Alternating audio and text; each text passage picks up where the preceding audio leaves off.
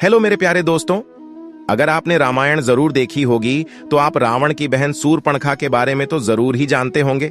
शूर्पणखा रामायण की किरदार थी जिसकी वजह से राम को रावण समेत सभी राक्षसों का वध करना हुआ था। लेकिन दोस्तों, सभी राक्षसों का अंत होने के बावजूद शूर्पणखा बची हुई थी। हालांकि रावण की मौत के बाद शूर्पणखा का क्या हुआ था, इस बात का कोई रहस्यकृत रामायण में तो देखने को नहीं मिलता है। फिर भी कई इतिहासकारों का यह दावा है कि शूर्पणखा ने अपने भाई रावण की मौत के बाद इस्लाम धर्म की उत्पत्ति और मक्का मदीना को बसाने वाली भी शूर्पणखा ही थी। कई इतिहासकारों के मुताबिक तो यह भी बताया जाता है कि आज दुनिया में मौजूद सभी मुसलमान शूर्पणखा के ही वंशज हैं। दोस्तों, भले ही यह सारी बातें आपको एक कहानी की तरह लग रही हो, लेकिन आज के इस वीडियो में हम आपके सामने शूर्पणखा के कुछ ऐसे रहस्य पर से पर्दा उठाने वाले हैं जिन्हें जानने के बाद आप भी दांतों तले उंगलियां दबा देंगे।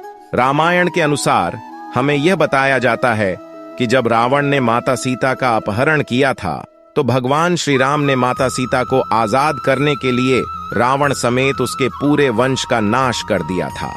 लेकिन उन सभी राक्षसों में रावण का छोटा भाई विभीषण हमेशा धर्म के रास्ते पर ही चलता था और विभीषण ने इसी तरह धर्म का साथ देते हुए अपने भाई रावण के बजाय प्रभु श्री राम की सेना को चुना। उसके बाद जब प्रभु श्री राम ने रावण का वध करके माता सीता को आजाद कराया था तो उन्होंने लंका का सारा राजपाट और जिम्मेदारी विभीषण को सौंप दी थी। लेकिन उसके बाद सुख रखा कहां गए और आखिर उसका क्या हुआ था, इस बात का शक हमें रामायण के किसी भी पन्ने पर नहीं मिलता है। दरअसल दोस्तों, जब शूर्पणखा भगवान श्री राम से आकर्षित होकर उनसे विवाह करने का प्रस्ताव लेकर आती है तो भगवान श्री राम शूर्पणखा से विवाह करने के लिए उसे साफ साफ मना कर देते हैं, क्योंकि भगवान राम माता सीता से विवाह कर चुके थे। उसके बाद भगवान राम अपने छोटे भाई लक्ष्मण जी की तरफ इशारा करते हुए शूर्पणखा से कहते हैं कि अगर आप चाहें तो मेरे छोटे भाई लक्ष्मण से विवाह करने के लिए पूछ सकती हैं। और जब शूर्पणखा लक्ष्मण जी के पास विवाह का प्रस्ताव लेकर जाती है, लक्ष्मण जी भी शूर्पणखा के इस प्रस्ताव को ठुकरा देते हैं। जिसके बाद शूर्पणखा भगवान श्री राम के पास जाकर माता सीता को बुरा भला कहने लगती है और भगवान राम को यह धमकी भी देती है कि अगर उन्होंने शूर्पणखा से विवाह नहीं किया तो वह माता सीता को मार देंगे। उसके बाद जैसे ही शूर्पणखा माता सीता को मारने के लिए आगे बढ़ती है, तभी लक्ष्मण जी माता सीता का बचाव करते हुए शूर्पणखा की नाक काट देते हैं। इसके बाद शूर्पणखा जब अपनी कटी हुई नाक लेकर भाई रावण के पास जाती है और उसे सारी बात बताती है तो रावण अपनी बहन के अपमान को सुनकर बेहद क्रोधित हो जाता है और माता सीता का अपहरण कर लेता है और फिर भगवान राम रावण को मृत्युदंड की सजा देते हैं। लेकिन दोस्तों, हमेशा से ही लोगों के जहन में यह सवाल बना हुआ है, इसके बाद शूर्पणखा ने क्या किया।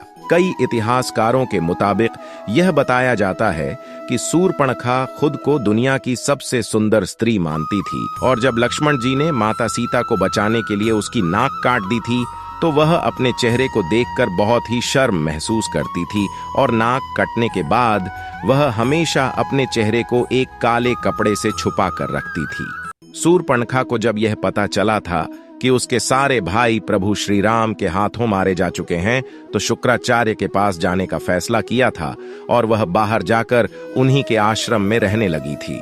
शूर्पणखा और शुक्राचार्य दोनों ही राक्षसों के वंश को आगे बढ़ाना चाहते थे, जिसके लिए शुक्राचार्य ने भगवान शिव की कठोर तपस्या की।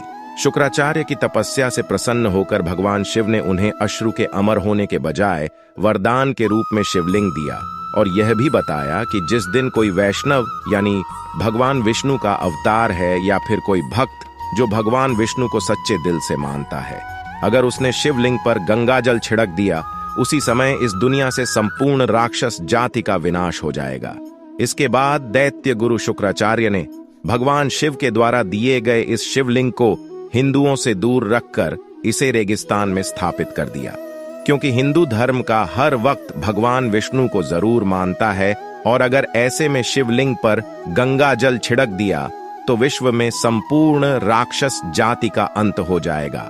इसलिए शुक्राचार्य ने इस शिवलिंग को दूर ले जाकर एक रेगिस्तान में इसकी स्थापना कर दी। और दोस्तों, रेगिस्तान में जिस जगह शिवलिंग स्थापित किया गया था, उस जगह को आज हम सब मक्का मदीना के नाम से जानते हैं। दोस्तों, भले ही बहुत सारी बातें सुनने के बाद आपको हजम न हो रही हो, लेकिन आपने कई विवादित बयानों में यह जरूर सुना होगा कि प्राचीन काल में यहाँ पर मुक्तेश्वर महादेव का एक मंदिर हुआ करता था। यहाँ भगवान शिव का एक शिवलिंग स्थापित था। दोस्तों, ये वही शिवलिंग है जिसे भगवान शिव ने गुरु शुक्राचार्य को दिया था, और इस शिवलिंग को दैत्य गुरु शुक्राचार्य ने हिंदुओं से छुपाने के लिए भारत से दूर सऊदी अरब में मक्का में स्थापित कर दिया था। शुक्राचार्य ने शिवलिंग को सऊदी अरब में इसलिए स्थापित किया था क्योंकि उन्हें ऐसा लगता था कि यह बात कभी किसी हिंदू को नहीं पता चलेगी और राक्षसों का भविष्य सुरक्षित रहकर आगे बढ़ता जाएगा।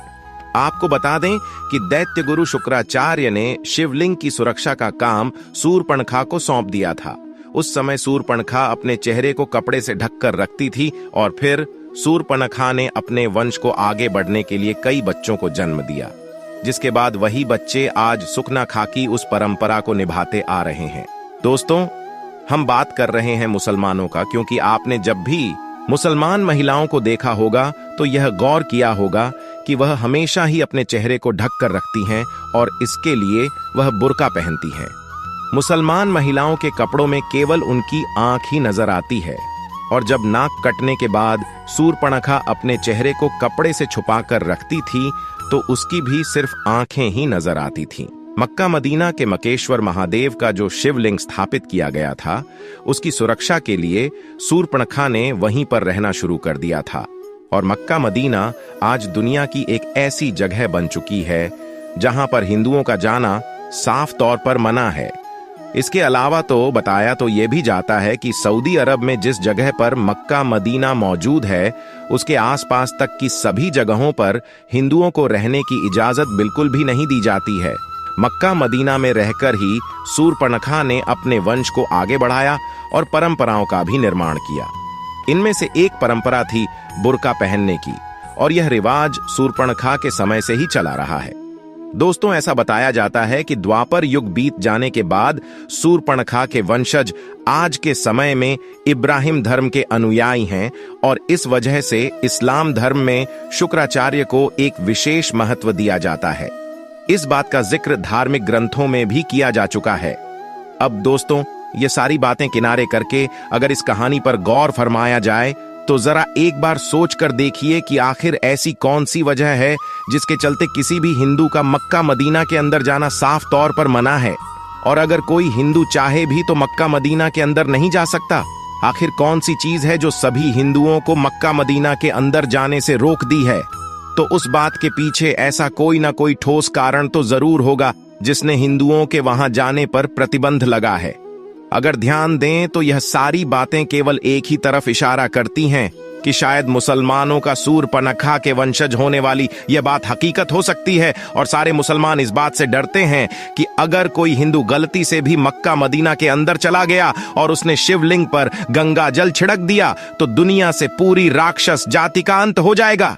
दोस्तों, ये राक्षस कोई और नहीं बल्कि सूर्पणखा के वंशज हैं। भले ही सारी बातें आपको हैरान कर रही हों, लेकिन शायद सच भी हो सकती है, क्योंकि इस दुनिया का सबसे पहला धर्म सनातन धर्म ही है।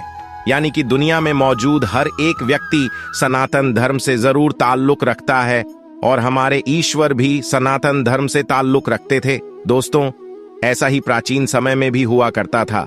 कुछ लोग मिलकर अपने अलग अलग नियमों और परंपराओं को बनाया करते थे, और धीरे धीरे इसी तरह यही चीज जातियों में तब्दील होती चली गई, जिससे आगे चलकर अनेकों धर्म की उत्पत्ति हुई।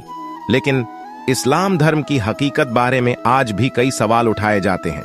हिंदू को आखिर उन्हें मक्का मदीना के अंदर क्यों नहीं जाने दिया जाता है? दोस्तों, कमेंट करके बताइए कि आपको क्या लगता है मक्का मदीना के बारे में। कही जाने वाली ये सारी बातें क्या सच हो सकती हैं? क्या सूर्पणखा ने मक्का मदीना को बसाया था, या फिर यह सब एकमात्र कल्पना है? अपनी राय हमें कमेंट सेक्शन में जरूर बताएं।